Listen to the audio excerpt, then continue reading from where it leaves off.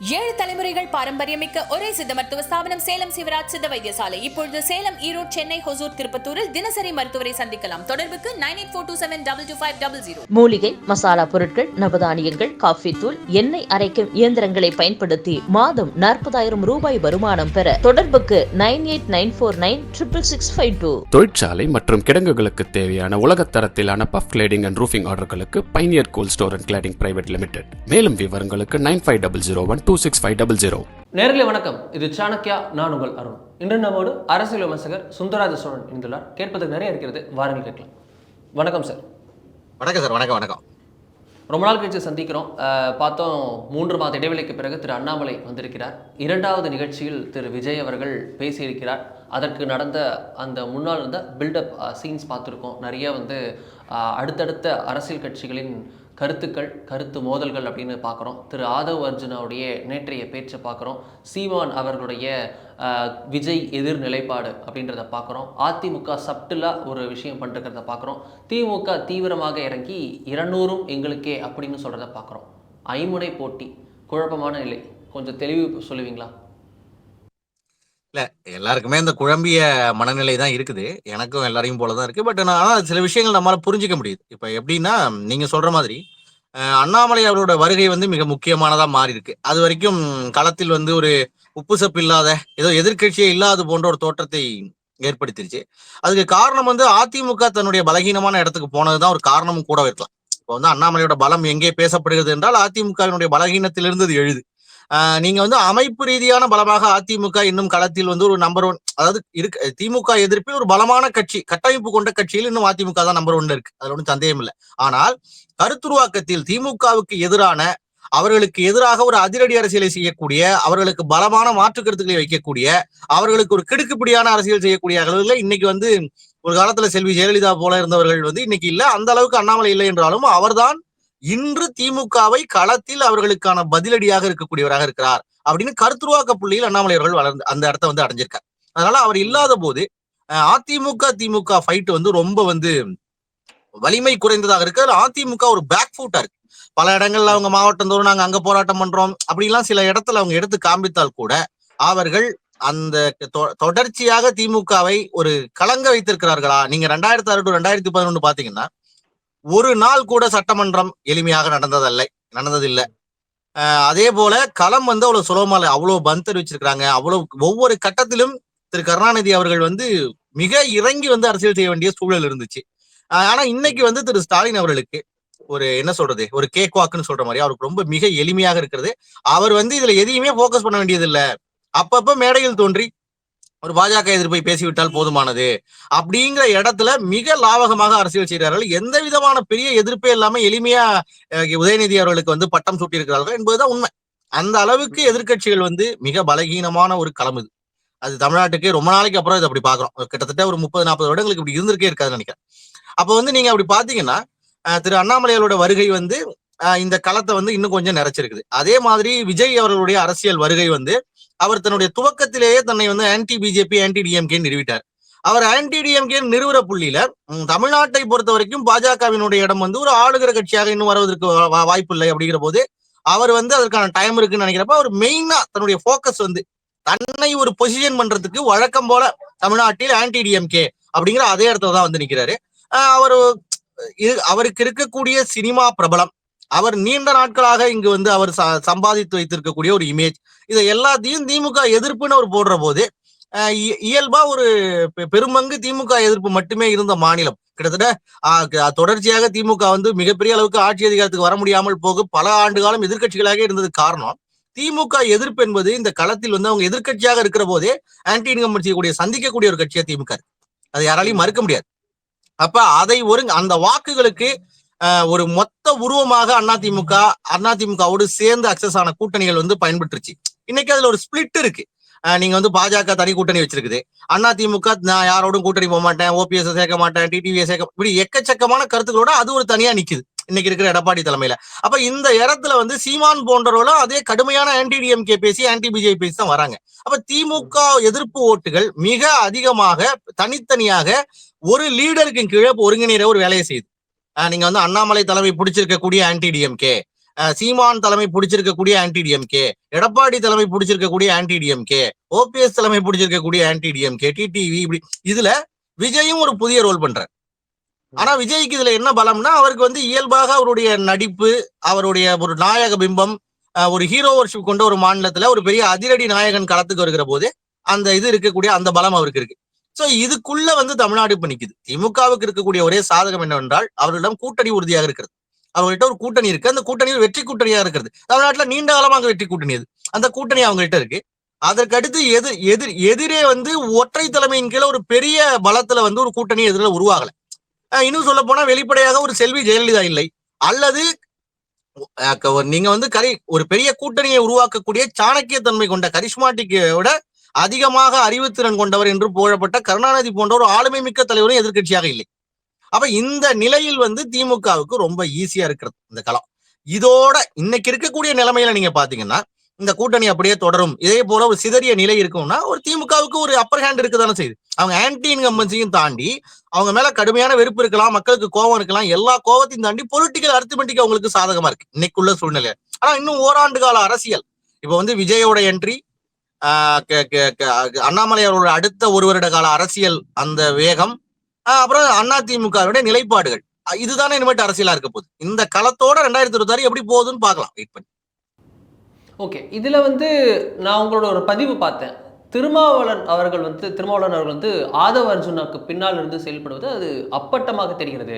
இது அவருடைய பவர் பாலிடிக்ஸை காட்டுது. ஆதவ அர்ஜுனா சும்மாலாம் இப்படி பேச மாட்டார் அப்படின்ற சென்ஸ் படக்கூடிய வகையில் நீங்க ஒரு கருத்தை தெரிவித்திருந்தீங்க.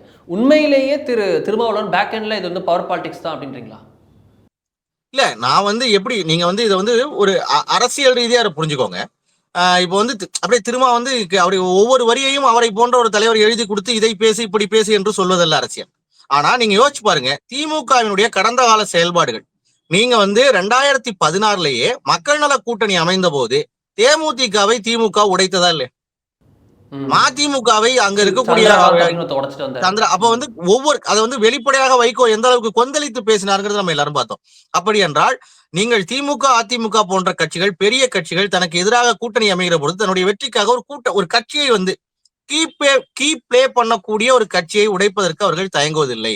அதே போல திமுக மீது இங்க இருக்கக்கூடிய எல்லா கட்சிகளும் ஒரு காலத்தில் வைத்த குற்றச்சாட்டு மிக முக்கியமா நீங்க கவனிக்கணும். கண்ணதாசன் காலத்துல இருந்தே எழுதியிருக்காங்க. அதாவது கருணாநிதி அவர்களோட யுக்தி என்ன, அவர் வந்து ஒரு முஸ்லீம் லீக் உடைத்திருக்கிறார், அவர் வந்து கம்யூனிஸ்டுகளுக்குள்ளே தனக்கான போட்டியாளர்களை உருவாக்கினார், காங்கிரஸ்குள்ளே மீண்டும் இவரை வந்து காமராஜர் மறைவுக்கு பிறகு இந்திரா காங்கிரசும் அந்த ஓ காங்கிரசும் ஒன்னா இணைந்திடக்கூடாது அப்படின்னு சொல்லி அதுல வந்து ஜனதா கட்சின்னு பிரிவதற்கு அவருக்கு நீங்க வந்து கடைசி வரைக்கும் அதற்கு அவர் வந்து பேக் பண்ணாரு. இந்திரா காந்தி தலைமையில் அந்த 35%, 34% ஓட்டு ஒன்றாக ஒருங்கிணைந்து விடக்கூடாது அப்படிங்கிற நோக்கம் திரு கருணாநிதி அவர்களுக்கு இருந்தது. அப்படி உருவாகிவிட்டால் தான் 3வது இடத்திற்கு போய்விடுவோம், அப்ப எம்ஜிஆர் வாஸ் காங்கிரஸ்னு வந்துரும். அது நம்ம அப்ப வந்து ஒவ்வொன்றையும் பார்த்து பார்த்து மிக நுணுக்கமாக செய்த கட்சி திமுக.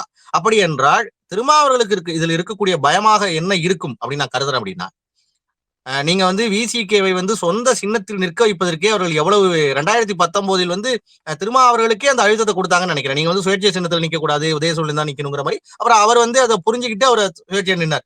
2021 கூட அவங்களுடைய கூட்டணி வந்து ஒரு நிம்மதியான கூட்டணி அல்ல. 6 சீட்டு தருவோம், பொது தொகுதியில வந்து 2 வாங்கினா கூட அவங்க கேட்டது நிறைய அழுத்தம் இருக்கு. அது மாதிரி அழகிய அவர்கள் வந்து கண்ணீர் சிந்ததை பார்த்தோம்.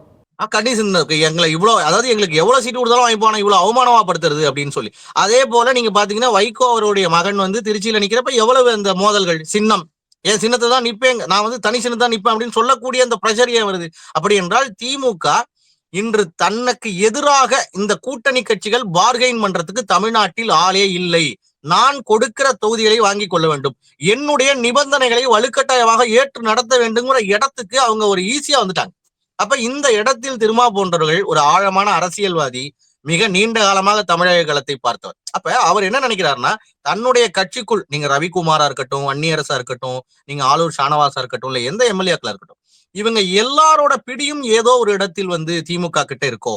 இப்ப வந்து அவங்க எல்லாரும் அவங்க கட்சி தான், அது கட்சி தான். ஆனால் பட் திமுகவோட பாலிடிக்ஸ் என்னன்னா, தனக்கு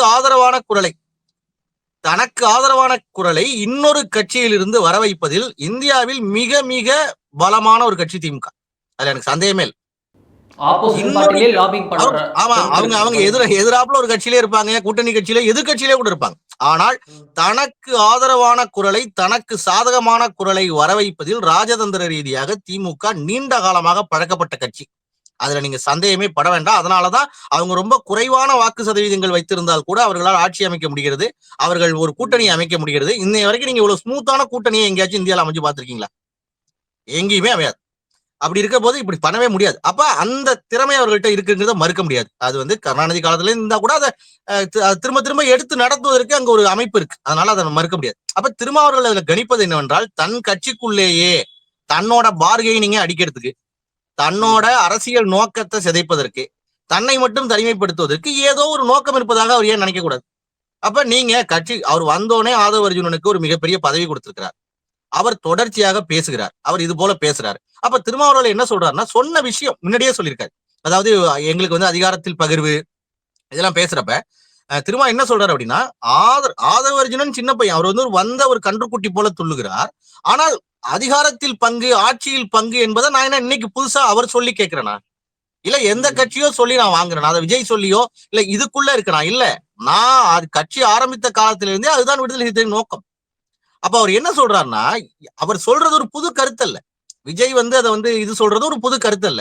இந்த கருத்துக்கள் ஆல்ரெடி எங்ககிட்ட இருக்கு, எங்க நோக்கமே அதான். ஆனா நான் என்ன பண்றேன்னு டைம் பாக்குறேன், நான் வந்து ஒரு காத்திருக்கக்கூடிய புலி அப்படிங்கிற நோக்கத்தை தான் கொண்டு போறாரு. அப்ப அவர் வந்து இதெல்லாம் சிறுபிள்ளைத்தனமான கருத்துங்க, இத சொல்றதுக்கான ஸ்டேஜ் இது இல்லைங்க, இதை சொல்றதுக்கான மேடை இது இல்லைங்க அப்படின்னு சொல்ற எல்லா இடத்துக்குள்ளயும் அதுக்கு பின்னால் ஆதவ அர்ஜுனன் பேசுவதோ இல்ல வந்து அவருடைய நகர்வுகளோ தவறல்லன்னு சொல்றது தானே. அதனுடைய மாற்று பொருள் என்ன? இன்னும் பக்குவப்படணும், இன்னும் கொஞ்சம் வளர்ந்து அப்படின்னு சொன்னா நான் உங்களை வெளிப்படையா உங்களை நான் பாதுகாக்கிறேன்னு தான் அர்த்தம் இல்லையா? நேற்று கூட ஒரு கண்டனத்தையும் ஆதவ அர்ஜுனா அவர்கள் பத்திய எல்லா கருத்துக்கும் கண்டனம் தெரிவிக்கிற மாதிரியே வந்துட்டு கடைசியா ஒரு தனி மனித கருத்து அவருக்கு அதுக்கு இருக்குல்ல அவருக்கு. எக்ஸாக்ட்லி. நீங்க வந்து இவ்வளவு பெரிய நிகழ்வு நடந்திருக்கிறது. விகடன் வந்து தன்னை வந்து விஜயை பெரிய கட்சி போன்றும் தன்னை சிறிய கட்சி போன்றும் காட்டுவதை ஒருபோதும் ஒப்புக்கொள்ள முடியாதுங்கிற வரைக்கும் ஒரு நீண்ட அறிக்கை விஜயை பத்தி கொடுக்குறாரு. ஆனால் நேற்று ஒரு ஆதவ அர்ஜுனன் பேசுனது வந்து அவர் அங்க விசிகேவோட ஒரு ப்ரொஜெக்ஷன்ல தான் இருக்கார். நீங்க அதனால ஆனா வந்து அவர் என்ன சொல்றாருன்னா, அது கம்பெனி சார்ந்தது, அவருடைய கருத்து தனி மனித கருத்து. ஆனால் அவர் கட்சி இப்படி வந்து என்னைக்காச்சும் இப்படி ஒண்ணு சொல்ல முடியுமா தனி மனித கருத்துன்னு? பிஜேபி போன்ற தேசிய கட்சிகள் இது மாதிரி குரல் வந்து பார்த்திருப்போம், ஒரு காங்கிரஸ் போன்ற இதுல வரலாம். நீங்க வந்து தமிழ்நாட்டுல ஒரு என்ன சொல்றது, அவங்களோட கட்சி வந்து சின்ன கட்சி தானே. இந்த கட்சி ஒரு திமுக போன்ற ஒரு பெரிய அணியில இருந்துகிட்டு அதுக்கு நீங்க வந்து திமுக மேல இருக்கக்கூடிய விமர்சனம் என்பது நேற்று ஆதவ அர்ஜுனன் வைத்து வந்து எளிய விமர்சனம் அல்ல. அந்த விமர்சனம் எவ்வளவு ஆழமா போய் மன்னராட்சினே அடிக்குது. நீங்க வந்து நேரடியா வந்து இது மாதிரி ஒரு தலைவரை வந்து திணிக்க முடியாதுன்னு சொல்றாரு. அப்ப வந்து ஊழலை மையப்படுத்தி உங்களை வீழ்த்த வேண்டும். அது வந்து மோடி 2014 செஞ்ச தமிழ்நாட்டுல ஊழலை மையப்படுத்தி சும்மா நீங்க ஜாதி மதம்னு மட்டும் பேசினால மட்டுமே அரசியல் அல்ல, ஊழல் தான் முக்கியமான பிரச்சனைங்கிற. அப்ப அது நேரடியாக இந்த திமுகவினுடைய மைய பீடத்தை தொடுகிற அதே எதிர்ப்பரசியல் தான். அப்ப அது ஒரு மனிதனுடைய தனி கருத்து அப்படின்னு ஒரு கட்சியில ஒரு டாப் பிளேயர்ல அவருக்கு ஒரு பொறுப்பை கொடுத்த பிறகு திருமாவர்கள் கடக்கிறார் அப்படின்னா, அதே போல விஜய்க்கு எனக்கு பெரிய மாற்று கருத்துக்கள்லாம் இல்ல. அதுக்கு கலந்துக்கான காரணங்களே அவர் வந்து வேற ஒரு அவுட் சோர்ஸ் காரணம் சொல்றாரு. அவர் மேடையை ஷேர் பண்றது எனக்கு எந்த பிரச்சனையும் இல்லை அப்படிங்கிற மாதிரி அவருக்கு ஒரு நோக்கம் இருக்கு. அப்ப நீங்க வந்து அதை நாங்க கலந்து ஆலோசிப்போம், இன்னும் டைம் இருக்கு அப்படின்னு திருமாவர்கள் ஒரு நீண்ட ஒரு கயிறை கொடுத்துக்கிட்டே வர்றார். அவருக்கு வந்து அத்தனை கருத்துலையுமே அவர் பேசினதை ஏத்துக்கிட்டாருன்னு நான் சொல்ல வரல, அவர் எழுதி கொடுத்து அவர் பேசுறாருன்னு நான் சொல்ல வரல. ஆனால் திருமாவர்களுடைய நோக்கம் என்னவென்றால் 2026 தேர்தலில் நமக்கு ஒரு பார்கெனிங் இருக்கணும். ஏன் நம்மை திமுக எளிதாக கையாளுகிறது, நம்ம கேட்ட தொகுதியை ஏன் தருவதில்லை, நமக்கு ஏன் ஒத்துழைப்பதில் பிரச்சனை இருக்கிறது அப்படின்லாம் பாக்குற போது அவர்கள்ட்ட நீ இங்க விட்டு நீ அதிமுகவுக்கு போக முடியாது, இந்த கூட்டணியை விட்டுட்டு உனக்கு இன்னொருத்தர் அதிக சீட்டோ உனக்கு வந்து தேவையானதை செய்து கொடுப்பதற்கோ ஆள் இல்லை என்று கதவுகளை மூடுவதால் தான் திமுக கூட்டணிகளை எளிமைப்படுத்துகிறது. நீங்க வந்து 2011 63 சீட்டு வாங்க முடிந்த காங்கிரஸால் 2016 வந்து 41 சீட்டோ 45 அந்த அவ்வளவு தொகுதிகள் வாங்க முடிந்த காங்கிரஸால் ஏன் சார் வந்து இன்னைக்கு வந்து எம்பியில வந்து 10க்கு வாங்கிடுறாங்க, ஆனா ஏன் சட்டமன்றத்துல 25க்கு போனாங்க? ஒரே காரணம், பாஜகவை எதிர்ப்பதற்கு நான் ஒருவன் தான் உனக்கு டூலு. அதிமுகங்கிற கடையை போய் பாஜக உள்ள போயிடுச்சு, இனிமேட்டு உனக்கு அதிமுக வேல்யூ இல்ல. நீ மக்கள் நல கூட்டணியாக போய் 3வது அணி என்பது 2014 சரிந்து விட்டது. அது வந்து திரும்ப திமுக அதிமுக வர கொண்டு வந்துருச்சு. அப்ப அந்த 3வது அணிக்கான வேல்யூ இல்லாம போனதுனால இன்னைக்கு எங்கேயுமே போக முடியாதுங்கிற நிலையை வந்து இழுத்து சாத்திருக்காங்க. இப்ப பிஜேபி ஒரு தனி கூட்டணி என்டிஏன்னு போட்டாச்சு. அந்த என்டிஏல ஒரு இருக்கு, அதுல அமைப்பு பலம் இருக்கு, அவங்க ஒரு பலமான வாக்குகள் எடுத்திருக்காங்க. பிஜேபி 2% பார்ட்டி இல்லாம 11% பார்ட்டியா போயாச்சு. அந்த கட்சிக்கு ஒரு 80 லட்சம் பேர் வாக்கு போட்டிருக்காங்க இந்த கூட்டணிக்கு.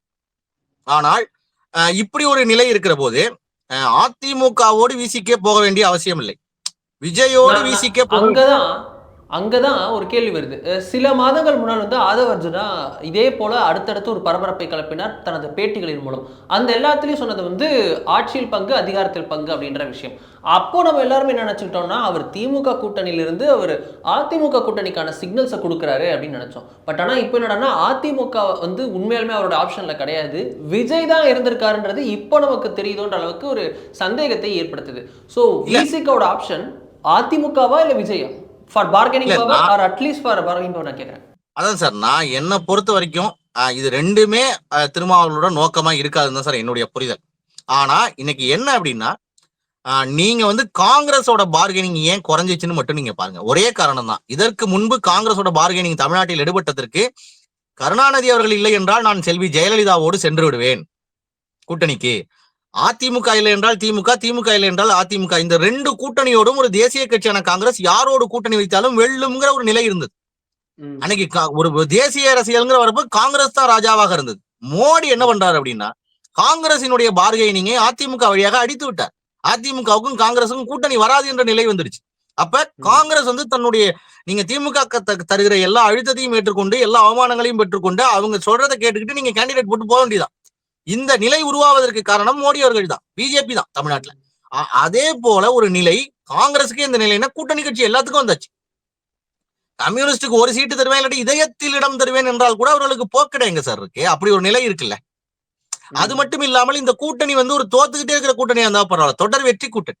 அப்ப அந்த வெற்றி கூட்டணி விட்டு போறதுக்கு அவங்களுக்கு மனசு வரல. ஒரு ஏன்னா அதுல போகணும்னு சொன்னா எம்எல்ஏ சீட்டு வாங்கிட்டு நின்று ஜெயிக்க போறவங்களுக்கு எல்லாம் அதுக்கான மனசு வராது இல்ல, நம்ம ஜெயிச்சிருவோம் அப்படின்னு வரும்ல. அப்ப இந்த ஆட்டத்தை உடைப்பதற்கான சூழலே இல்லை. அப்படிப்பட்ட ஒரு நிலையில் இருக்கு. அதிமுக வந்து செல்வி ஜெயலலிதாவின் கையில் இருக்கக்கூடிய அதிமுகவும் இன்று இல்லை. நீங்க வந்து அந்த இடத்துல எடப்பாடி அவர்களை நம்பி போவதற்கும் இவர்களுக்கு முழு மனதில்லை. திருமா அவர்கள் தெளிவாக செய்வது என்னவென்றால், நான் வந்து என்னுடைய வாக்குகள், என்னுடைய நிலை, இந்த ஒரு கூட்டணி இது வந்து உங்களை மீண்டும் ஆட்சிக்கு கொண்டு வரக்கூடிய சாதகம் கொண்டது. என்னால் ஒரு இடத்துக்கு போய் கூட்டணிக்கு போய் இன்னொரு கூட்டணிக்கு ஜெயிக்க முடியுமோ முடியாதோ, ஆனால் எனக்கு நீங்க நான் கேட்டதை தரலன்னா என்னால உங்களை கெடுக்கக்கூடிய வல்லமை கொண்டவன் அப்படிங்கிறத நிறுவ வேண்டிய தேவை இருக்கு. அது அவருக்கு மட்டும் இல்ல, அந்த கூட்டணியில இருக்கக்கூடிய எல்லா கட்சிகளும் இருக்கு. கம்யூனிஸ்ட் கூட லாஸ்ட் சில வாரங்களுக்கு முன்பு சில வார்த்தைகள் எல்லாம் விட்டாங்க. ஆனா அவர்களுக்கு அந்த மெயின் ஸ்ட்ரீம்ல அவங்களுக்கு அந்த இடம் கிடைக்காதனால அவங்க பேசினதுக்கு நீங்க எல்லா கூட்டணி கட்சிகளுமே திமுகவிடம் இருப்பவை சொல்ல விரும்புது. நீங்க வந்து திருமாவர்கள் அதுல ஒரு பெரிய சவுண்டா அதை ஸ்டார்ட் பண்ணிருக்காருங்கிறதா என்னுடைய புரிதல். நீங்க வந்து ஆதவ அர்ஜுனன் வழியாக எங்களுக்கு வெவ்வேறு இடங்களில் இடம் உள்ளது. நீங்க வந்து எங்களை வந்து குறைத்து மதிப்பிடாதீர்கள். நாங்க உங்களோட தேர்தல் 26ல நியாயமா அந்த தேர்தலுக்கு நீங்கள் எங்களுக்கு தர வேண்டிய மரியாதையை தர வேண்டும். எனக்கு பார்கெனிங் பவர் இல்லைன்னு நினைக்காதீங்க. அப்படிங்கிற நிலையை வந்து நிறுவ வேண்டியது உங்களுக்கு தேவை இருக்கு. அதை நிறுவலைன்னா நீங்க திமுக போன்ற பெரிய கட்சிகள் வந்து இந்த கட்சிகள் எல்லாம் உருப்பாக்கி கலைச்சிரும்ல சார். கூட்டணி கட்சிகள் கிட்டத்தட்ட நீங்க யோசிச்சு பாருங்க, எல்லாமே திமுகவினுடைய ஒரே குரலைத்தான் பேசுது. இன்னைக்கு கூட்டணி கட்சிங்கிற தேவையே இல்லாம போயிரும் போல இருக்கு. அப்ப நீங்க பிஜேபி ஆல் இண்டியால என்ன செய்தோ அதோட நிறைய உதிரி கட்சிகள் பிஜேபியோட அங்கமா போயாச்சு. அதனுடைய குரலாவே மாறிவிட்டன. ஏன்னா அதோட பிரம்மாண்டம் வெற்றி அதை தருது. அதே ஒரு நிலை வந்து நீங்க இன்னொரு முறை திமுக ஆட்சிக்கு வந்துருச்சுன்னா அப்புறம் அவங்க மட்டும் என்ன செய்ய போறாங்க? இங்க ஒரு இருக்கக்கூடிய எல்லா சிறிய அமைப்புகளையும் அவங்க தனக்குள்ள உச்சரிச்சிருவாங்கல்ல, அதற்கான அரசியல் அவங்க உள்வாங்குகிறாங்கல்ல. அப்ப திருமா அவர்கள் தன்னை முன்னிறுத்தி, அதாவது திமுகவுக்கு வர்ற ஓட்டுல என்னோட ஓட்டு இருக்கு, என்னோட வாக்குகள் தான் அதை வெற்றி பெற வைக்குது, அதுவும் நான் முன்பை விட பலமாக இருக்கிறேன் வட மாவட்டத்தில், இதை வந்து நிறுவ வேண்டிய தேவை அவருக்கு இருக்கிறது. அந்த அரசியலை அவர் நிச்சயம் செய்வார். நீங்க வந்து ஆதவ அர்ஜுனன் சென்ற முறை பேசியதே ரொம்ப நுணுக்கமானது. நாங்க இல்லாம இத்தனை தொகுதிகள்ல நாங்கள் பலமாக இருக்கிறோம், இந்த பகுதிகள் இல்லாம நீங்க எப்படி ஆட்சிக்கு வருவீங்க, அந்த கேள்வியெல்லாம் வந்து நீங்க வந்து திருமாவர்கள் மறுக்கவே இல்லையே. அதெல்லாம் தப்புன்னுவே எங்கும் சொல்லலையே. அப்படிலாம் கிடையாது, திமுக தான் பெரிய கட்சி, நாங்க ஏதோ உதவி செய்யறோம் அப்படிங்கிற மாதிரியே வரலையே. அந்த அந்த பார்கெனிங் அவர் விரும்புறாரு. என்னை பொறுத்த வரைக்கும் மனசுக்குள் திருமாவர்கள் ரசிக்கிறாரு. தனக்கு இதுக்கு முன்பு நம்ம கூட்டணி கட்சியில இருக்கிறவங்க எல்லாருமே திமுகவுடைய உறுப்பு போல பேசுகிறார்கள். தனக்காக பேச, தன்னுடைய விஷனுக்காக பேசுறதுக்கு யாருமே இல்லாத ஒரு சூழ்நிலையை திமுக தன்னோட கட்சிக்குள்ளே உருவாக்கி விட்டது. அப்ப அதுல இருந்து வெடித்து ஒருத்தர் பேசுறாரு அப்படின்னு பாக்குறாரு. அவரை வந்து இவர் வந்து அந்த லாங் ரோப் தரார். நீங்க வந்து எப்போதுமே கூட்டணி கட்சிகள் வந்து இது வந்து இந்த அமைச்சரோட கருத்து, இது வந்து இந்த தலைவரோட கருத்து, ஆனா திரு கருணாநிதியோட கருத்து இது இல்ல, திரு ஸ்டாலின் அவர்களோட கருத்து இது இல்ல, செல்வி ஜெயலலிதாவோட கருத்து இது இல்ல, எடப்பாடியோட கருத்து, இதெல்லாம் வந்து கூட்டணி கட்சிகள் தான் சொல்லும். நீங்க பாஜக கூட அண்ணாமலை வருவதற்கு முன்பு இது எடப்பாடி அவர்களோட கருத்து இல்ல, இன்னொரு அமைச்சரோட கருத்து எல்லாம் சொல்லிட்டு இருந்த காலம்லாம் இருந்துச்சு. அப்ப இது எப்போதுமே கூட்டணி கட்சிகள் பேசக்கூடிய ஒண்ண இன்னைக்கு வந்து என்ன பண்ணிருக்காங்க அப்படின்னா, திருமாவர்கள் சொன்னா சொல்லுங்க, அதுல இருக்கக்கூடிய இன்னொருத்தர் சொன்னா வேலைக்கு ஆகாதுன்னு திமுக தான் இன்னைக்கு பயப்படுது. நீங்க எத்தனை அமைச்சர்கள் அதை பத்தி பேச ஆரம்பிச்சிட்டாங்க, எவ்வளவு பேர் பதில் சொல்ல ஆரம்பிக்கிறாங்க. அப்ப அதோட இடம் எங்க நகருதுன்னா, எதை நோக்கி விசிகே பேசுகிறதோ அதுல அவங்க சாதிச்சிருக்காங்க தானே அர்த்தம். அதாவது திமுக வந்து கூட்டணி உடஞ்சிடக்கூடாதுன்னு நடுங்குறாங்க, அவங்களுக்கு அந்த பயம் இருக்கிறது. அந்த அமைச்சர்கள் வந்து திருமாவோட கருத்து தான் முக்கியம், திருமா என்று எங்களோடு தான் இருக்காரு. சோசியல் மீடியா பூரா பாருங்க, அந்த திமுகவோட இணையதளத்துல பேசுறவங்க, அதுக்கான கருத்துருவாக்கம் பண்றவங்க எல்லாருமே திருமாவளோட கருத்து இது இல்ல, திருமாவர்கள் நடவடிக்கை எடுக்க வேண்டும் அவர் மேல. அது மாதிரி பலதரப்பட்ட கருத்துக்கள் இருக்கு. ஆனால் அவர்கள் வந்து திருமா தன்னுடைய கூட்டணியை விட்டு போய்விடுவார் என்று நினைப்பதையே அஞ்சுகிறார்கள். அப்ப அந்த அந்த அந்த பயத்தை திரும்ப கிரியேட் பண்ணிட்டார்ல. அப்ப தன்னோட வேலையை ஒரு பொசிஷன் பண்ணிட்டாரு. இந்த இடத்துக்கு காங்கிரஸால பண்ண முடியல, இத வந்து இன்னொரு கூட்டணி கட்சினால செய்ய முடியல, இத வந்து பிஜேபிக்குள்ள அதிமுக கூட்டணிக்குள்ள செய்ய முடியாதுங்கிறதுனாலதான் அண்ணாமலை போன்றவர்கள் வெளியில வந்து செய்யறாங்க. அப்ப தன்னை வந்து பொசிஷன் பண்றது முக்கியம் ஒரு தலைவருக்கு. அதுதான் ஒரு கட்சி வந்து தனியா தான் செயல்படுறோங்கிறதே அங்க நிறுவும். அப்ப இந்த திமுக போன்ற ஒரு பெரிய அமைப்புக்குள்ள மாட்டிக்கிட்டு அதுக்குள்ள இருந்து வெளில வர முடியாம தன்னுடைய அடையாளத்தை இழக்கக்கூடிய சிறிய கட்சிகள் மத்தியில உஷாராகிறார் திருமாவளவன் அப்படின்னு தான் நம்ம புரிஞ்சுக்க வேண்டியது. இதில் இந்த பார்கெனிங் பவர் போன்ற டாக்டிக்ஸ் போன்றதெல்லாம் ஒரு புறம் இருக்க, இது கிரவுண்டில் எப்படி இருக்குன்னு பார்க்கணும்ல. இது வட தமிழகத்தில் வந்து உங்களுக்கு டிஎம்கேக்கு ராக் சாலிடாக பேசிக்காக இருக்கக்கூடிய அந்த ஓட் பேங்க், அது வந்து உங்களுக்கு இது ஷேக் பண்ணுவோம் அப்படின்ற இது ஒரு ஆட்டி அசைக்கக்கூடிய நிலைமையில இந்த பேச்சுக்கள் இருக்குமா? ஒரு பட்டியலினத்தை சேர்ந்தவர் வந்து ஒரு முதல்வராகணும், அது எத்தனை நாள் தான் நாங்கள் செகண்ட் ஃபிடல் வசிக்கிறது, நாங்கள் வந்து ஆட்சியிலும் பங்கு அதிகாரத்திலும் பங்குன்னு இருக்கணும், இந்த மன்னராட்சியை ஒழிக்கணும் அப்படின்னு சொல்கிற அந்த வலுவான குரல், இதற்கு கொள்கை தலைவராக நான் விஜய் தான் பார்க்குறேன் அப்படின்னு சொல்லும்போது, அந்த திமுகவிற்கே காலகாலமாக கடந்த சமீபத்திய காலங்களிலாவது குறைஞ்சபட்சம் ஓட்டு போட்ட அந்த வட தமிழகத்தில் இருக்கக்கூடிய பட்டியல் சமூக மக்கள் அவங்கெல்லாம் அப்படியே விஜய் பக்கம் போவதுக்கு வாய்ப்பு இருக்கா? அப்படி போனால் அது அந்த ஐமுனை களத்தில் பாஜக கூட்டணிக்கோ இல்ல அதிமுக கூட்டணிக்கோ இல்ல சீமானவர்களுக்கோ கூட எப்படி தாக்கத்தை ஏற்படுத்தும்? நீங்க வந்து விஜய் அவர்கள் வந்து தன்னுடைய முதல் ரவுண்ட்ல ஃபர்ஸ்ட் லேயர்ல அவர் வந்து எடுக்க போற வாக்குகளே விசிகா, நாம் தமிழர், நீங்க வந்து அதற்கு இல்லாம திமுகவா அதிமுகவா இல்லாம திடீர்னு வந்து திமுக கூட்டணிக்கு கன்சாலிடேட் ஆன புதிய பட்டியல் சமூக வாக்கு, அது மாதிரி நீங்க நிறைய எண்ணிக்கை சீரியஸ் இந்த வாக்குகளை வந்து அவர் எளிமையா வந்து முதல் ரவுண்ட்ல எடுத்துருவார். நீங்கள் வந்து விஜயை மொத்தமாக அந்நியப்படுத்தி பேச முடியாமல் திருமாவர்களுக்கு இருப்பதற்கு ஒரே காரணமே தனக்கான பொது வாக்குகள் அங்க இருக்கிறது. அதுல என்ன நடக்குமோங்கிற ஒரு அச்சம் இருக்கு அவருக்கு மட்டும் இல்ல. நீங்க வந்து சீமானவர்களே வந்து ஓவர் போர்ட் ஆகி ஒரு மாதிரி அவர் வந்து வருகிற போது விஜயை வாழ்த்தி வந்த பிறகு அவர் முதல்ல அவர் செஞ்சதும் தப்பு, இப்ப அவர் செய்யறதுமே தப்பு தான். அவர் வந்து திரு அண்ணாமலை அவர்களோட நிலைப்பாடு எடுக்கிறார்ல விஜய்கிட்ட, ஒரு குழப்பம் இல்லாமல் அந்த நிலைப்பாடு தான் திரு சீமான் அவர்கள் எடுத்திருக்கணும். ஆனா அவர் என்ன நினைக்கிறாருன்னா, அவர் இந்த வாக்குகளை வந்து விஜய் வந்து எடுக்க போறாரு அப்படிங்கிற அச்சம் வந்து அவருக்குள்ள வந்துருச்சு. அப்ப அவர் வந்து வாக்குகளை விஜய் எடுக்க மாட்டாரா? வாய்ப்பு இல்லையா? இல்ல, அதற்கான வாய்ப்பு நான் சொல்றேன் பாருங்க எப்படின்னு. நீங்க வந்து ஃபர்ஸ்ட் இதை நான் சொல்லிடுறேன், அடுத்து நீங்க வந்து அப்ப இவர் திருமாவர்கள் வந்து தன்னோட வாக்குகளுக்கும் விஜயோட வாக்குகளுக்கும் பொது வாக்குகளா இருக்கிறதுனாலதான் அவர் வந்து விஜயை மொத்தமாக அந்நியப்படுத்தி அவர் ஒரு சாதாரண ஆளும் பேச முடியல அவரால். அவர் அதுல இருந்து ஒரு மௌனம் காக்கிறதுக்கும் சீமானவர்கள் கோபப்படுறதுக்கும் தன்னுடைய வாக்குகள் அதுல பறிபோக போகுதுங்கிற ஒரே பயம்தான். அப்ப வட மாவட்டத்தில் நீங்க வந்து டெல்டா வட மாவட்டங்கள்ல விஜயோட பங்கு வந்து நேரடியாக அந்த திமுக கூட்டணியினுடைய வாக்குகள்ல தான் அப்ளை ஆகும். அதுக்குள்ளதான் அது போய் நேரடியா பேசும். நீங்க வந்து இப்ப வந்து இதுலயே நீங்க வந்து பிஜேபியோட வாக்குகள் போகாதா, அதிமுக வாக்குகள் போவாதன்னா அதுல நான் சொல்றேன், பிஜேபியோட வாக்குகள்ல வந்து பிஜேபிக்கு ஓட்டு போட்டவங்க மோடி தாமரைக்குள்ள வந்துட்டாங்க. மோடியை பிரதமர் என்றும் தாமரை சின்னம் என்றும் அண்ணாமலைய தலைவர்னு ஏத்துக்கிட்டு வந்தவங்களுக்கு வந்து கிட்டத்தட்ட பாருங்க, தமிழ்நாட்டில் 2014க்கு பிறகு தமிழ்நாட்டில் பேசப்படுறது என்ன? ஆன்டி மோடி, ஆன்டி பிஜேபி, அதாவது அரசியல் என்பதே மோடியை மையப்படுத்தி அப்படிங்கிற நிலைமை வந்துருச்சு. கிட்டத்தட்ட எல்லா கட்சிகளுமே ஆன்டி மோடி தான் தமிழ்நாட்டுல. கிட்டத்தட்ட எல்லா கட்சிகளுமே வந்து ஆன்டி பிஜேபி, அதனுடைய சித்தாந்தம் இப்படியே தான் இருக்கு. இவ்வளவு வெறுப்புகளுக்கு பிறகும் நீங்க வந்து இந்த கட்சி தனித்து ஒரு அணியை அமைக்கிற போது அந்த கட்சிக்கு வந்து 45 லட்சம் பேருக்கு மேல, இண்டிவிஜுவல் 50 லட்சம் பேருக்கு மேல வாக்களிச்சிருக்காங்க. இண்டிவிஜுவலா அந்த 11% 11.24% ஓட்டு. நீங்க ஒட்டுமொத்தமாக என்டிஏ அந்த தேசிய ஜனநாயக கூட்டணிக்கு ஒட்டுமொத்தமா 80 லட்சம் பேர் ஓட்டு போட்டு கிட்டத்தட்ட கொஞ்சம் இன்னொரு 40 லட்சம் பேர் 50 லட்சம் பேர் அடுத்த புஷ் கொடுத்தா கிட்டத்தட்ட இந்த கட்சி ஒரு பெரிய கட்சி, இங்க கிட்டத்தட்ட நீங்க ஒரு ஆட்சியை நோக்கி நகரக்கூடிய ஒரு பெரிய பலமான கட்சியா உருவாயிடும். அப்ப இன்னும் கொஞ்சம் தான் அது தாண்ட வேண்டியது. அப்ப இந்த நிலையில் எப்படி உருவானுச்சு? அப்ப இவ்வளவு பேர் ஓட்டு போட்டிருக்காங்கன்னா அவங்க வந்து கன்வின்ஸ் ஆயிட்டாங்க.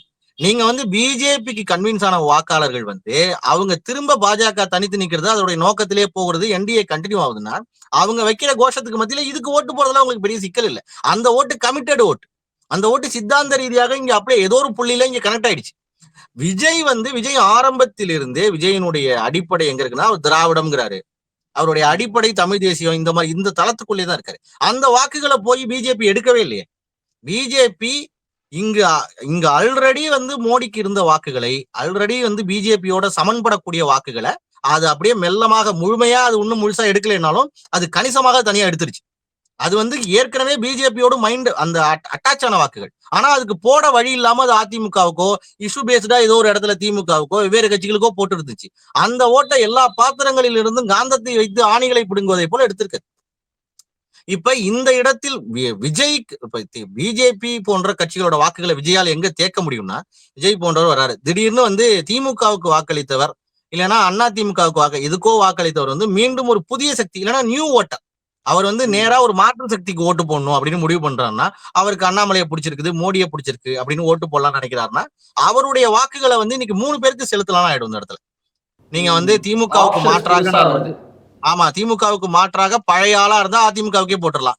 ஒரு நியூ ஓட்டர் அவங்க வர்றாரு, அவருக்கு முன்னாடி வந்து சீமான் இருப்பார், அண்ணாமலை இருப்பார், விஜய் இருப்பார். ஒருவேளை ஒரு விஜய் ரசிகரா இருக்காருன்னு வச்சுக்கோங்க, விஜய் களத்தில் இல்லை என்றால் ஒரு சீமானுக்கோ அண்ணாமலைக்கோ போடுவார். அந்த இடத்தில் பிஜேபிக்கு வரக்கூடிய வாக்குகளை விஜய் தேக்கி விடுவார், அதுல சந்தேகமே இல்லை. ஆனா அந்த வாக்குகள் வந்து சொற்பமாச்சே. ஆனா நீங்க விசிகே கிட்டையும் சீமான் கிட்டையும் விஜயோட வேலை எப்படின்னா, அவங்கள்ட்ட ஆல்ரெடி வாக்காளர்களாக இருப்பவர்கள், அவர்கள்ட்ட ஆல்ரெடி பொறுப்பாளர்களாக இருப்பவர்கள் தான் இவர்கிட்ட வராங்க. அதாவது நான் சொல்ற கரெக்டா பாருங்க, அதாவது சீமானிடமும் திருமாவளவன் அவர்களிடமும் கமிட்டட் ஓட்டர்ஸாக இருந்த வாக்காளர்கள் அந்த கமிட்டட்னஸையே தாண்டி விஜயருக்கு போறாங்க. ஆனா பிஜேபிக்கு அந்த பேஸா கமிட்டட் ஓட்டர்ஸ் இருக்கவங்க அங்கேயே இருப்பாங்க. ஃப்ளோட்டிங் ஓட்டர்ஸா தேர்தல் வருபவர்கள் வேணா போலாம், அது வேணா ஒரு லாஸா இருக்கும். அதுதான் நடக்கும். அது நீங்க வந்து பிஜேபியினுடைய வாக்குகள், பிஜேபியினுடைய கூட்டணி வாக்குகள் என்பது ஒரு கமிட்டட் ஆயிடுச்சு. அந்த வாக்குகள் மத்தியில அதுக்கான கருத்துருவாக்கம் பண்ணதுல இவ்வளவு காலம் அந்த ஓட்டு இல்லேன்னு சொல்றதே தப்பு. என்னை பொறுத்த வரைக்கும் என்றுமே மோடிக்கு தமிழ்நாட்டில் 15% ஓட்டு இருக்கு. அதனால ஆரம்பத்துல இருந்தே உங்ககிட்ட ரொம்ப காலமா நம்ம அதுல பேசியிருக்கோம். அதனுடைய அடிப்படை என்னவென்றால் அந்த வாக்குகள் வந்து வெவ்வேறு கட்சிகளுக்கு வெவ்வேறு காரணங்களுக்காக பாஜக நீங்க 2014 இருந்தே பாஜக அந்த ஒரு கூட்டணி போட்டாங்களா சார் என்டிஏ, அந்த என்டிஏ அப்படியே தொடர்ந்து இருந்தால் இன்னைக்கு இருக்கக்கூடிய பாஜகவை விட இன்னும் பெரிதாக வளர்ந்திருப்பார். ஆனா அப்படி ஒரு விஷனோட தலைவர் இருந்து அதை வந்து செய்து முடிப்பதில் சிரமம் இருந்தது. அன்னைக்கு நம்ம கூட்டணி போயாச்சு, அதிமுகவோட கூட்டணி போயிட்டாங்க, வெவ்வேறு காரணங்கள் வெவ்வேறு நோக்கங்கள் கொண்டு போறதுக்கு சரியான நிலைமை இல்லை. ஆனா இன்னைக்கு இவங்க எடுத்திருக்க கோல் வந்து இது அப்படியே அவங்க கண்டினியூ பண்றாங்கன்னு வச்சுக்கோங்களேன், பிஜேபி ஒரு 2000 பலமாக நின்று விடும் அடுத்த தேர்தலில். அப்ப 26ல பிஜேபிக்கு என்ன ஸ்கோப் இருக்குன்னு நினைக்கிறீங்க? இந்த ஐமுனைக்களம் திரு அண்ணாமலை அவர்கள் கேட்கும் போதும் நம்ம பேட்டி, நமது ஆசிரியரிடம் கொடுத்த பேட்டி உட்பட நமது அடுத்தடுத்து கொடுத்த செய்தியாளர் சந்திப்பில் கூட என்ன சொல்றாருன்னா, நிறைய வரட்டும், நல்லது தானே, களம் 5 உடையட்டும், எல்லாருக்கும் 20 வந்து நிக்கட்டும், உண்மையான களத்தை யார் பலம்னு பாத்திரலாம், கூட்டணி உடையட்டும் அப்படின்றாரு. இல்ல அது வந்து திரு அண்ணாமலை அவர்கள் சொன்ன பேட்டி வந்து மிக முக்கியமான கருத்து. அவர் என்ன சொல்றாரு அப்படின்னா, இங்க இருக்கக்கூடிய எல்லா கட்சிகளும் ஒரே சித்தாந்தத்தை பேசுகின்றன, அதுல மாறுபட்டு பேசுறது எல்லாருமே நீட்டு வேண்டாம்பீங்க, எல்லாருமே வந்து ஒரு கருத்தை இவங்க கிட்டத்தட்ட தமிழ் தேசியம் திராவிடம் எல்லாமே ஒரே டோன்ல தான் பேசுறாங்க. அப்ப இதுல வந்து இதுக்கு மாறுபட்ட டோனா அந்த குரல் வந்து அண்ணாமலை அவர்களால் தொடர்ச்சியாக பேசப்படுது. ஏன் நீட்டு வேணும் அப்படிங்கிறதுக்கு அண்ணாமலை அவர்கள் வந்து சொன்ன காரணங்கள்லாம் மக்கள் மத்தியில போகுது இல்ல, அதெல்லாம் கேட்டுட்டு தானே அதுக்கு ஓட்டு போடுறாங்க. அப்ப இங்க இருக்கக்கூடிய எல்லா கருத்துக்கள்லயும் பிஜேபி ஒரு மாற்று ஒப்பீனியன் வச்சிருக்கு, அது தொடர்ச்சியா ஒரு கருத்துருவாக்கம் வச்சிருக்கு. இதோட அதனாலதான் இதோட வாக்காளர்கள் எல்லாமே வேறங்கிற. அப்பதான் திரு அண்ணாமலை அவர்கள் என்ன சொன்னார் அப்படின்னா, அதிமுக திமுக இல்லாமல் 3வதாக ஒரு திராவிட கட்சி வந்திருக்கு, அது விஜயோட கட்சி. நீங்க வந்து விஜய் போட்டி போடுற ஃபைட்டே அந்த கருத்தியல் இருக்கிறவங்களுக்கு கூட தானே சண்டை இருக்கு. நீ வந்து பொதுவா என்ன எல்லாரும் என்ன எதிரின்றா நீ எதிரிங்க, அப்ப உங்களுக்குள்ள ஓட்டு தானே பிரிச்சுக்க போறீங்க, என்ன எதிரின்னு சொல்பவர்களுடைய வாக்குகளுக்குள் சண்டை இருக்க போகுது. அப்ப நீங்க வந்து 4 முனை 5 முனை போட்டிகள்ல என்னைக்குமே பிஜேபி போன்ற கட்சிகளுக்கு, வளர்ற கட்சிகளுக்கு லாபம் தான் சார். என்ன காரணம் அப்படின்னா, 30 ஓட்டு இருக்கிற இடத்துல பைப்போலார்னா அந்த ஓட்டு வந்து 20க்குள்ள பிரியலாம், 30மே 15 பிரிஞ்சிடலாம். ஆனா நீங்க வந்து அதே இடத்துல 30 இருக்கிற ஓட்டுல வந்து 4 போகுதுன்னா 8 ஓட்டு எடுக்கிறவங்க கூட ஜெயிச்சிருவான். இல்ல நீங்க வந்து 20 ஓட்டு எடுக்க வேணாம், 15 ஓட்டு எடுக்க வேணாம், அந்த மாதிரிலாம் நிலைமை வராது. நீங்க வந்து அப்படிப்பட்ட இன்னும் கம்மியா ஓட்டு எடுத்தா கூட ஜெயிச்சிடலாங்க நிலைமை வந்துடும். நீங்க யோசிச்சு பாருங்க, நீங்களே அந்த லிஸ்ட் பார்த்திருப்பீங்க. பிஜேபி எத்தனை இடத்துல 2வது சட்ட அப்படியே நீங்க பார்லிமெண்ட் ஓட்ட அசம்பிளியா கன்வெர்ட் 71 பண்ணீங்கன்னா இடம் 71 இடம் பிஜேபி. அவங்க 2வது 3வது ரொம்ப க்ளோஸ் 2 க்ளோஸ் 3 இருக்கு அசம்பிளில. இந்த இடத்துலலாம் அவங்க போக்கஸ் பண்ணி அந்த இடத்துல விஜய், திமுக, அதிமுக, நாம் தமிழர் சீமான், பிஜேபி அப்படின்னு போட்டி போடுறதுன்னு வச்சுக்கோங்க. அந்த இடங்கள்ல ஏன் பிஜேபி ஜெயிக்கிறதுக்கு வாய்ப்பு இல்ல? ஏன்னா உங்க ஓட்டு உடைய போறதே இல்லையே. நீங்க உங்க ஓட்ட நீங்க உங்களுக்கு ஓட்டு போட்டவர்களுக்கு நேர்மையா இருப்பது என்பதை நீங்க தனிச்சு நிற்பதுதான். அவ்வளவுதான் அதுக்குள்ள கேக்குது. அப்ப அந்த ஓட்டு அங்க நிக்குது அப்படின்னா நீங்க ஒரு வலுவான கேண்டிடேட்டை போடுறீங்கன்னா அந்த 4 முனையில பிஜேபி ஜெயிக்க கூட வாய்ப்பு இருக்குல்ல. அப்ப பல தொகுதியில நீங்க ஓட்டா கன்வெர்ட் ஆகிறதுக்கு பைப்போலார் தேர்தல்ல ஒரு 3வது கட்சி ஏறி வருவதை விட பல முனை போட்டியில ஒரு மிடில் கட்சி இந்த மாதிரி இருக்கக்கூடிய ஒரு 20-15% ஓட்டடிச்சிருக்கக்கூடிய கட்சிகள் வெல்வது எளிது. கர்நாடகா போன்ற மாநிலங்களே அது நடக்குது இல்ல சார். நீங்க வந்து மகாராஷ்டிரா போன்ற மாநிலங்கள் இந்த மாதிரிதான் அது பெருசா நடக்கல. ஆனா எல்லா காலங்களையும் இந்த மாநிலங்கள் ஏன் அப்படி இருக்கு அப்படின்னா ஒரு இடத்துல அவங்க 4 முனை 3 முனை அப்படிலாம் அந்த மல்டி அந்த இடத்துல போட்டி போடுறாங்க. நிறைய பேரை வந்து நியூ கேண்டிடேட் அவங்க வந்து ரெபல் நின்றுவாங்க. அந்த மாதிரி இடத்துல எல்லாம் ஒரு கட்சி ஜெயித்து வருவது எளிது. நீங்க வந்து திரு அண்ணாமலை சொல்ற கருத்து 100% ரொம்ப சரி. குறிப்பா நான் சொல்லணும் அப்படின்னா பிஜேபியோட வளர்ச்சி என்பதே இனிமேதான் இருக்கு. என்ன காரணம் அப்படின்னா நீங்க ஆன்டி பிஜேபியா பேசிக்கிட்டு திமுக வந்து ஒரு நுணுக்கமான அரசியல் களத்துல செஞ்சுக்கிட்டே இருந்தாங்க. அதாவது பாஜக எதிர்ப்புக்கு அனாமத்தாக வாக்குகளை வாங்குவது. அப்படி இனிமே வாங்க முடியாது இல்ல. நீங்க வந்து இனிமேட்டு சீரியஸா அரசியல் பண்ணணும். என்ன காரணம், நீங்க செய்யற தப்ப சுட்டி காட்டுறதுக்கு விஜய் போன்றவர்கள் எல்லாம் வந்துடுறாங்க. அப்ப எல்லா கட்சியுமே இங்க ஆக்டிவேட் ஆயிட்டாங்க. இந்த அரசியல்ல இப்ப வந்து அந்த இடத்துல வந்து திமுக தன்னை ப்ரூவ் பண்ண வேண்டிய இடத்துக்கு போயிடுது. ஆனா ப்ரூவ் பண்றப்ப அவங்களுக்கு ஆன்டி இன்கம்பன்சி ஒரு தடையாவும் ஆகுது. அதனால இந்த தேர்தல் வந்து சிதறு தேங்காய் போலதான் உடையும். இதுல பிஜேபிக்கு இருக்கக்கூடிய ஒரு பெரிய சாதகம் என்னவென்றால் நீங்க திமுக ஆளுங்கட்சியாக திமுக கூட்டணியே இருக்கு. அந்த திமுக மேல இருக்கக்கூடிய ஆன்டி இன்கம்பன்சி வந்து அதுல கூட்டணி கட்சியான காங்கிரஸ், விசிகே, கம்யூனிஸ்ட்கள் எல்லாரும் மேலயும் இருக்கு. ஏன்னா அவங்கதான் அந்த கூட்டணியில இருக்காங்க. அதே போல இப்ப மாற்று சக்தியாக வரக்கூடிய விஜய் போன்றவர்களை பண்றது பிரச்சனை என்னன்னா இப்பயே அந்த மழை வெள்ளத்திலேயே கூட விஜய் எங்க போக முடியல, விஜய் எங்க போவாதுக்கு போட்டோ பாலிடிக்ஸ் எல்லாம் சொல்றாரு. அவர் வந்து தன்னால் செய்ய முடியாத ஒண்ண அடுத்தவர்கள் செய்தார் அது மடையர்னு ஒரு முடிவு கட்டுறாரு. அது தவறுன்னு முடிவு கட்டுறாரு. ஏன்னா அவருக்கு இருக்கக்கூடிய நிலைமையில இருந்து அதை அப்படிதான் பிக்ஸ் பண்ண முடியும். ஏன்னா அவரால் எல்லா இடத்துக்கும் போக முடியாது, அவரால் எல்லாத்தையும் செய்ய முடியாது. அப்ப அடுத்தவர்கள் செய்பவர்களை வந்து அதை வந்து மார்க் பண்ணா மட்டும்தான் அவரால் அதுல நிக்க முடியும்னு அவர் செய்யறாரு. ஆனால் இது வந்து நிச்சயமாக ஒரு மக்களுக்கு வந்து ஆறுதலா இருக்க. நீங்க வந்து நீ இந்த கட்டமைப்பை ஒழுங்குபடுத்துவேன், அதை ஒழுங்குபடுத்திட்டா இதுக்கே போவேனா, அதெல்லாம் வந்து பிராக்டிகல்னஸ்கே இல்லை. நீங்க என்னதான் ஒழுங்குபடுத்தினாலும் எவ்வளவு பெரிய ஊடா இருந்தாலும் நீங்க மக்களோடு ஒரு அரசியல்வாதிக்கு என்ன தொடர்பு இருக்கு, அவ்வளவுதான் பேச்சு. அது இல்ல. நீங்க அண்ணாமலையோட பலம் என்பது இதுதானே. அப்ப விஜய் வந்து திமுகவுக்கு எதிராக கொடுக்கிற போர்க்குரல்களை அதுக்கு எய்தாப்புல இவர் பண்ற அரசியல்களை பிஜேபியால அண்ணாமலை போன்ற தலைவர்களால அந்த வெறுப்பை களத்தில் இறங்கி தனக்கு சாதகமாக மாற்றிக்கொள்ள முடியும். அந்த பலம் வந்து திரு அண்ணாமலை அவர்களுக்கு இருக்கு, பிஜேபிக்கு இருக்கு. இந்த என்டிஏ கூட்டணி என்பது தொடர்கிற போது அதுல வந்து நிறைய மூத்த தலைவர்கள் இருக்காங்க, இது இருக்காங்க. அவர்கள் வந்து தன்னுடைய பலத்தை இன்னும் பெரிதாக பெருக்கிக் கொள்ள முடியும். களத்தில் இறங்கி வேலை செய்வதில் பிஜேபி நீங்க வந்து விஜயை விட மற்ற எல்லா கட்சிகளையும் விட இன்னும் நீண்டித்து மேல பயணம் செய்ய முடியும். என்னை பொறுத்த வரைக்கும் விஜயனுடைய வருகை என்பது தமிழக களத்தையே ஒரு குழப்பிருக்கு, அதுல சந்தேகமே இல்லை. இதுல அஞ்சத்தக்கவர்கள் யாருன்னா இந்த சின்ன லேயர்ல இருக்கக்கூடிய கட்சிகள் தான். நீங்க வந்து திமுகவோடு ஒட்டி கொண்டிருக்கும் கூட்டணி கட்சிகளுக்கு தான் உண்மையிலே இதுல பெரிய அச்சமும்.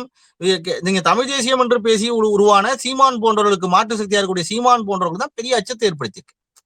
இவர்களுடைய வாக்குகள் தான் ஒரு பெரிய சிதைவை ஏற்படுத்தும் அப்படிங்கிறது தான் யதார்த்தமானது. இதுல பாஜக வந்து ஒரு ராஜநடை தான் இருக்கு, அதுக்கு வந்து யாருமே எதிரி இல்லை இன்னைக்கு இருக்கிற சூழ்நிலை.